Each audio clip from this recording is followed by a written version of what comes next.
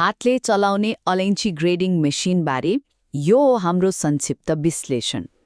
अब नेपालका दुर्गम गाउँका अलैँची किसानहरूको एउटा ठूलो चुनौती के हो भने उहाँहरूले आफ्नो मेहनतको सही मूल्य पाइरहनु भएको छैन।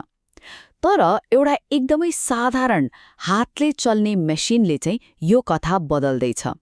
ल आउनुहोस् यसका 3 मुख्य फाइदाहरू के रहेछन् हेरौँ न त। पहिलो कुरा यसको पहुँच र किफायत। अब तपाईँ आफै सोच्नुस् न, बिजुली नै नभएको ठाउँमा महँगो मेसिन कसरी चलाउने हो। यहीँनिर यो मेसिन खास बन्छ किनभने यो सस्तो छ, मर्मत गर्न पनि सजिलो अनि बिजुली त चाहिने नै भएन। यसले गर्दा साना किसानहरूले पनि सजिलै प्रयोग गर्न सक्ने भए। दोस्रो, यसले बजारमा ल्याउने फाइदा। यो मेसिनले अलैँचीलाई आकार अनुसार ट्याक्क छुट्याइदिन्छ, जसले गर्दा उत्पादनमा एकरूपता आउँछ। अनि यस्तो उत्पादनले बजारको मापदण्ड पूरा गर्छ, जसले खरिदकर्ताको विश्वास जित्छ अनि व्यापार पनि दिगो हुन्छ, होइन त?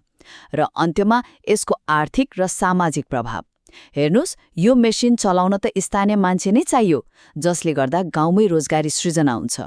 अनि सबैभन्दा राम्रो कुरा के हो भने यसले हाम्रो परम्परागत खेती र आधुनिक बजारको जुन खाडल छ नि त्यसलाई जोड्ने काम गर्छ।